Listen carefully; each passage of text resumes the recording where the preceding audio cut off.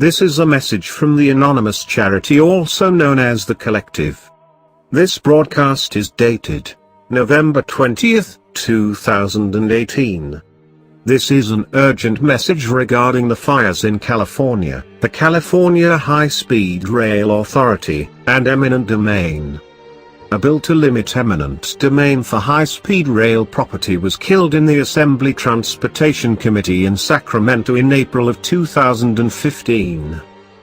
This bill had been worked for over 3 years. Around the same time PG&E were known to have faulty smart meters that caused house fires in 2012. 50 eminent domain lawsuits have been filed in Fresno County over property needed for high-speed train right-of-way. Many, but not all, of the condemnation lawsuits are likely to reach negotiated settlements before getting to a judge or jury. Let's fast forward to November 2018, and see where the high-speed rail project is at. Take a look at this recent news clip. This is the first of its kind in the United States. California's high-speed rail project is being built right here in the Central Valley. There are 21 construction sites from Madera through Kern counties. The project has created hundreds of local jobs, but the project is billions of dollars over budget and years behind schedule. The project is facing major hurdles because the price tag keeps soaring. CBS 47's Alex Backus shows us the construction so far and the impact to our economy. It's amazing how quick it's going up. It is the first project of its kind in the United States. I see what transformation it's doing to the community. And it's being built in the Central Valley. We're just devastated. But it's complex, costly, and controversial.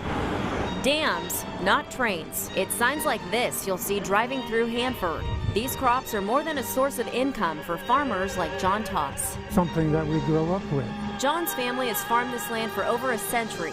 Their fruit and nut trees cover hundreds of acres across Kings County. But the plans for high-speed rail put the tracks right through his farm. It goes through 8 of our ranches. It goes across the river where we farm. The walnut trees on this corner have already been removed, and several acres of almond trees will be taken out. We're just devastated to see our trees being killed in this manner. He's redone the watering system and now worries a train here will make his job difficult. They say it'd be another 20 years or so before this would be completed. So I won't see it, but I sure see the mess they're making in the meantime. Construction is now just a few miles from his farm. Up north in Fresno County, the project forced over 230 businesses to relocate. There's no place like this. Debbie Hunsaker has spent the last few months moving her business in South Fresno. She is the president of Alert-A-Light, a traffic control business her father started back in the 70s. I told my crew we make lemonade out of lemons. After decades, Alert-A-Light now has a new home thanks to help from the High-Speed Rail Authority. This location is 3 times bigger, new, and offers much more. We have plumbing, electrical, hardware, fun things. We have all kinds of things. It was a tough journey, but I don't think we could have asked for a better facility. Debbie knows a thing or two about construction and says the project is benefiting Fresno County. My hope is that it makes Fresno a better community because of it. We're getting some infrastructure we wouldn't get otherwise. Freeways and bridges have been repaved and rebuilt. The High-Speed Rail Authority says over $3 billion is being pumped into the Central Valley. There hasn't been that kind of money put into the Central Valley for infrastructure project. The 119-mile stretch through the valley is set to be complete in 2022. Our goal is to try to get a train running from Bakersfield to Madera or Merced, so we are doing all of that analysis. The project has created over 2,300 construction jobs. Dale Rigney has been working on the rail for over 1 year. Week by week, it's a totally different picture out here. He's helping build the viaduct over the San Joaquin River in Madera County. Pretty amazing every morning I come to work. You know, I'm working on this. It is the price tag that is in the spotlight and causing controversy. The cost for the valley stretch now estimated at $10.6 billion. The entire project estimated near $77 billion. High estimates are $98 billion. When they do run out of money, we're going to be left with a mess. Whichever side you're on, the rail is being built. My grandson's already saying, hey, my papa's building that. A set of tracks that could change transportation in California. I can't see anything but being successful here. Alex Backus, CBS 47 Eyewitness News.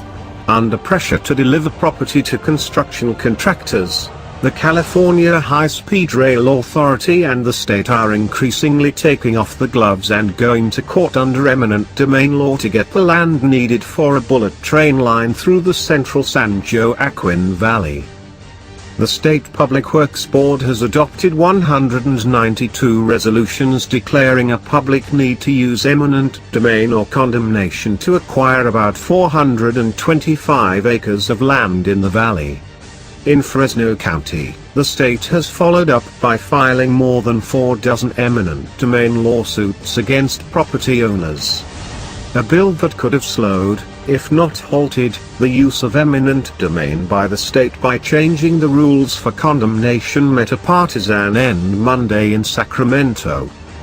Assembly Bill 1138 by Assemblymember Jim Patterson, R. Fresno, proposed to bar the California High-Speed Rail Authority or the Public Works Board from initiating condemnation actions unless the rail agency identifies where and when it will get the money needed to build a usable segment of the train line and certifies that the segment has received all of the environmental clearances. The bill was voted down Monday at the state capitol by the Assembly's Transportation Committee. 3 Republican members of the committee voted for it, but they were outnumbered by 6 no votes from Democrats.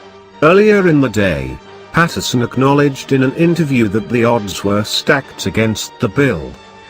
Patterson, an outspoken opponent of the bullet train project, said he fears that much of the $68 billion needed to build the rail line from San Francisco to Los Angeles will never materialize, leaving an incomplete section of track sitting in the valley. To date, the state has about $6 billion available for construction in the valley, including about $3 billion in federal stimulus and transportation funds from the Obama administration. Patterson added that lawsuits also continue to confront the rail agency. Eminent domain is absolute and irrevocable, he said. If the funds fall short or the litigation succeeds, there is a real possibility that all this property won't be utilized. Like Patterson, Chris Matthews is no fan of California's contentious high-speed rail project. The former Fresno City Council member and avowed tax fighter is philosophically opposed to the state spending billions in taxpayer money on a 220 miles per hour passenger train through the state by way of the valley. But when the California High-Speed Rail Authority and Public Works Board went to court last fall to take a piece of property he owns on G Street in downtown Fresno, Matthews understood it was just part of the state doing business. Matthews' land is one of 50 properties for which the state has filed eminent domain lawsuits in Fresno County Superior Court since last spring. And the pace of those lawsuits is accelerating. 30 condemnation cases have been filed by the state since March 1st, including 7 notices of pending legal actions recorded in a single day last week. And that doesn't count eminent domain lawsuits filed by the State Department of Transportation for its project to relocate Highway 99 between Ashland and Clinton Avenues in west central Fresno to make way for the high-speed train tracks. The growing number of lawsuits illustrate the pressure on the state to play catch-up on acquiring the land it needs to build the rail system. As of mid-March, the Rail Authority had managed to secure ownership of just 164 of the 1,066 parcels of property it needs in the first 2 construction sections of the rail route between Madera and the Tulare-Kern County line. A last resort. As recently as 3 years ago, Rail Authority CEO Jeff Morales was confident that fruitful negotiations would allow the agency to buy most of the property it needs, using eminent domain only as a last resort.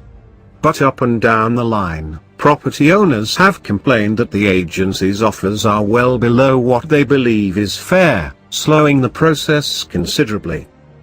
The number we had in our head was different than the state's number, and we talked and talked before we eventually reached an impasse, Matthews said. That impasse prompted the rail authority to ask the Public Works Board, a three-member panel that includes the heads of the state transportation, finance and general services departments, to declare a public need for the property. Just because the case makes it into the legal system, however, doesn't mean the two sides stop talking to one another. Matthews and other property owners told the Bee that their ongoing negotiations with the rail agency resulted in settlements with which they are satisfied and will nullify their lawsuits. Although I do oppose the project and I oppose using taxpayer money for it, my personal beliefs cannot stop the legal right that taxpayers have to take the property, Matthews said. We were pragmatic in our negotiations. Matthews said a key for him, and for other property owners, is getting a second appraisal to back up their own arguments on the value of their land. Susan Martin-Tainelian, a partner in CNI Signmakers, better known as Commercial Neon Incorporated on Golden State Boulevard in northwest Fresno, said her experience was similar to Matthews. About a year after the rail authority's appraisers examined her property, Martin-Tainelian said, the agency finally made its first offer for the 2/3 of an acre needed along the front of the site. It wasn't awful, but it wasn't good, she said of the offer. We had already discussed a number in our head that we thought would be fair, knowing our real estate and what it would take to replace it. The company had made a counteroffer, and was about to take advantage of the state's offer to pay up to $5,000 for a second appraisal, when the agency made a second offer. And they hit the number I wanted, Martin-Tainelian said last week. Martin-Tainelian said her settlement includes compensation for the cost of renovating their building. Because the rail route will cut off the Golden State frontage, the entrance has to be moved to the opposite side of the building. To make the best of an unusual situation, Martin-Tainelian said she hopes to install the company's collection of vintage neon signs, many of them from longtime Fresno landmark businesses, on the property facing the rail line so train passengers will be able to admire them. Fresno attorney C. William Brewer has several clients with properties in the path of the rail line in Fresno and Kings counties. One is a warehouse property on Thorn Avenue near downtown Fresno for which a condemnation trial date has been set for May 2016, nearly 2 years after the eminent domain lawsuit was filed by the state. But that one is probably unlikely to go all the way to trial, Brewer said last week. I think there's a decent chance that we'll reach an agreement. Brewer added that most of his clients have been troubled by the negotiation process. One of the clients who first came in was pleased with the offer, he said. Most of the others are at the other end of the spectrum, that the offers were not fair and were not reasonable. There are pretty consistently big gaps between what the rail authority is offering and what the owner wants for their property. In Fresno and Madero counties, Brewer added, clients seem more inclined to engage the state in negotiations for their property. There is more openness, and it's regarded as inevitable, he said. They are not so much focused on the state's right to take, but on protecting their interest in terms of compensation. In neighboring Kings County, where opposition to the rail project has been much more vigorous, there is more of a propensity to dig in their heels. The state has adopted 26 resolutions authorizing condemnation against properties in Kings County in the last 2 months, but it appears that no eminent domain lawsuits have yet been filed in Kings County Superior Court. In some cases, the rail authority has been trying to work with property owners for several years, said Lisa Marie Alley, the agency's press secretary. For the first construction section between Fresno and Madera, Ali said, We began issuing notices to property owners in May, June and July 2012. For almost 3 years these property owners have been hearing from us. We're doing our due diligence and doing what we can to work with them. As time passes, however, the schedule grows tighter to provide land to contractors to be able to build something. Earlier this year, Ron Tutor, CEO of contractor Tutor Perini Corporation, said he plans to seek compensation from the state for an 18-month delay in the start of construction. That simply adds to the urgency for the rail authority to deliver enough property for contractors to do meaningful work. Yes, there are a number of cases where we have started eminent domain, but even in those there are some that have settled, Ali said. Just because we start the process doesn't mean it goes all the way to court. Some property owners want to use the eminent domain process as a way to kill the program, Ali said. If the property owner doesn't want to participate in an appraisal or even entertain the conversation, we still have to move forward in the process, and that's what we're doing. That's the position we're in with some property owners. The areas that have been destroyed by the fires overlap the exact proposed areas needed for the high-speed rail. Dear citizens, there is more to this story that we, the anonymous charity, will bring you over the coming days. Please stay tuned for an update. We are the collective. The time for change is now. No longer shall the people be oppressed by corruption. No longer shall those without a voice go unheard.